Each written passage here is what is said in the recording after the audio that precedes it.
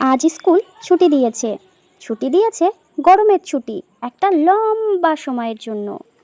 আর ছুটি মানে বিভিন্ন জায়গায় ঘুরতে যাওয়া, যেমন পাহাড়, পর্বত, মালভূমি, ঝর্ণা। আর এই হলো আমাদের সুমন, যে কিনা ক্লাসের ফার্স্ট বয় এবং অত্যন্ত বুদ্ধিমান ও সাহসী। আমি সুমন। আমার ঘুরতে যেতে খুব ভালো লাগে। আজ স্কুল ছুটি দিয়েছে, তাই আমরা বন্ধুরা মিলে ঘুরতে যাবার একটা প্ল্যানিং করছিলাম। আর ছুটির জন্য তারা প্রত্যেক বছর অপেক্ষা করে। প্রতি ছুটিতে তারা দারুণ দারুণ জায়গায় ঘুরতে যায়। এসে একটু সময় না নষ্ট করে স্কুল ছুটি হওয়ার সাথে সাথেই সে মাঠে চলে আসে, তার বন্ধুদের জন্য অপেক্ষা করে। এর মধ্যেই তার বান্ধবী রিয়া মাঠে চলে আসে। সেও মাঠে আসে, খেলাধুলা করে, গল্প করে, তারপরে বাড়ি যায়। সে বলে, কি রে, কি হয়েছে তোর? তুই এমন ভাবে বসে আছিস, মন খারাপ নাকি? বল আমাকে, খুলে বল সবটা। কি হয়েছে বল। সে একটা গভীর ভাবনার মধ্যে বসে আছে, সে যেন এই জগতেই নেই। কি ভাবছে মনে মনে।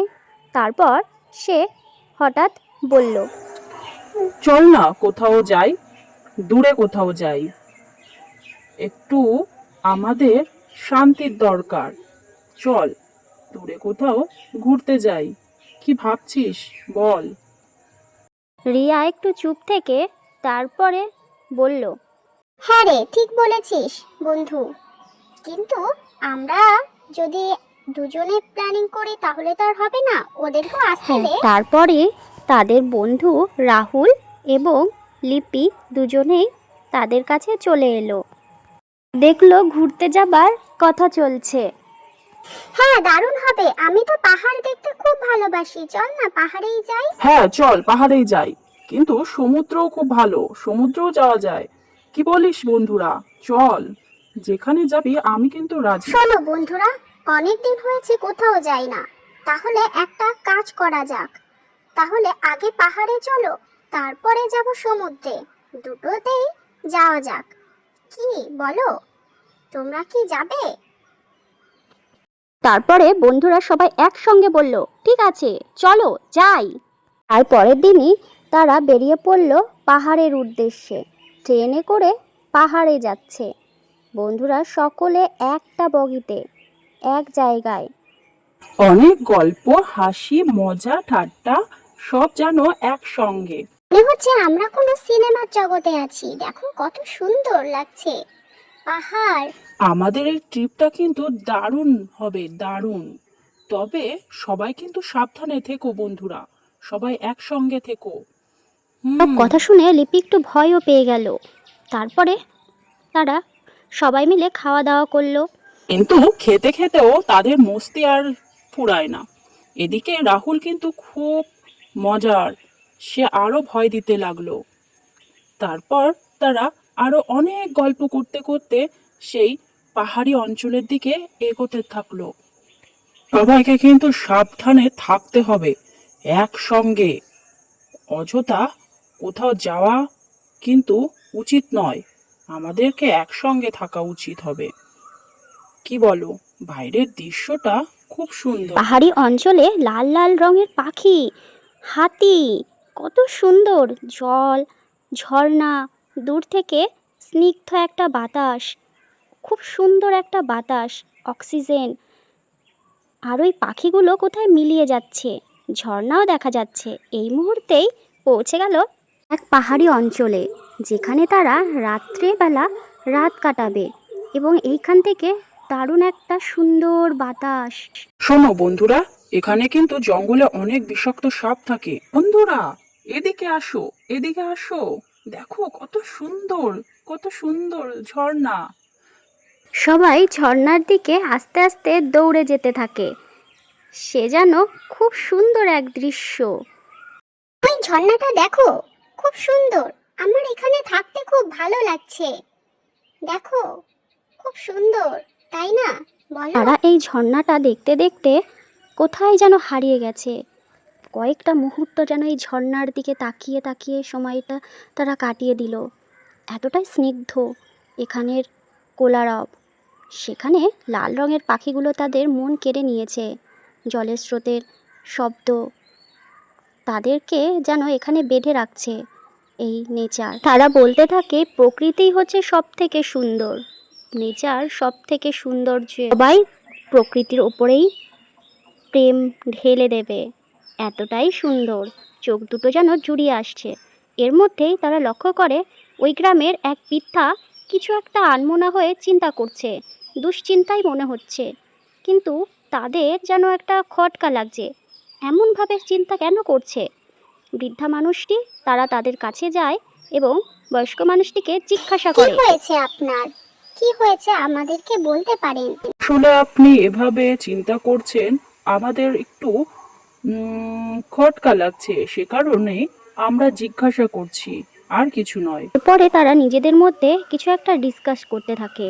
তারপরেও তাদের মাথায় একটাই চিন্তা থাকে, এই বৃদ্ধা মানুষটি এভাবে কেন চিন্তা করছে, কিছু তো একটা হয়েছে। তখন সে তাদের কাছে আসে এবং বলে, তোমরা কি পর্যটক?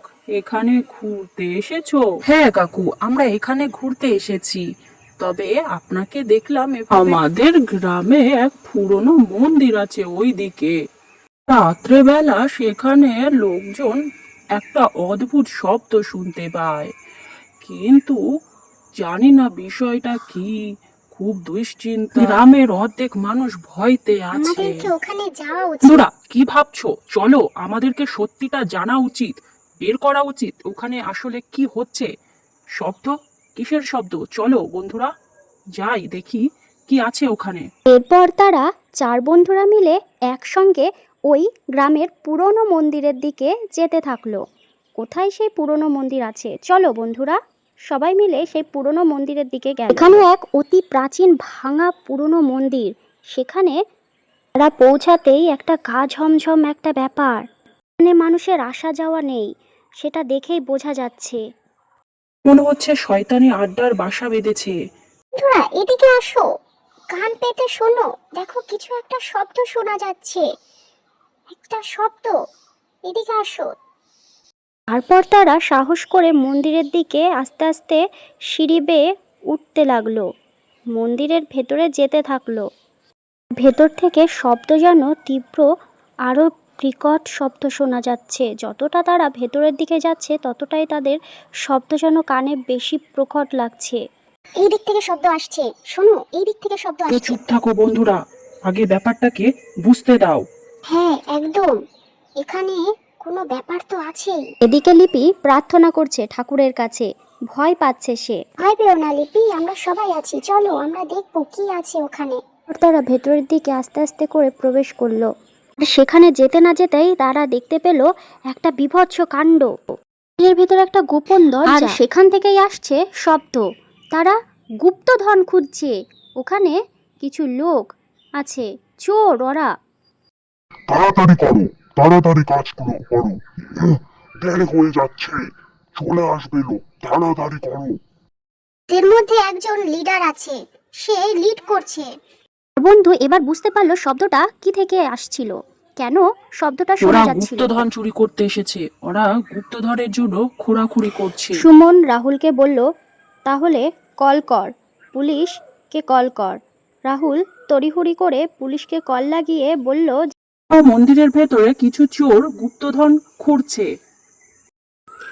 ভাঙা পুরনো মন্দিরের সামনে পুলিশ চলে আসে এবং তাদের প্ল্যানিং মাফিক চোরদেরকে এক এক করে চোরদেরকে ধরে, তার সাথে তাদের বড় লিডারকেও ধরে ফেলে। এই বড় লিডারকে ধরতে পারে শুধু ওই বাচ্চাদের সাহসিকতার জন্য। পুলিশ বাচ্চাদেরকে বলে, তোমরা বড্ড ভালো কাজ করেছো। তবে তোমরা এই মন্দিরের সন্ধান কোথা থেকে পেলে, আর এত সাহসিকতা তোমাদের মধ্যে?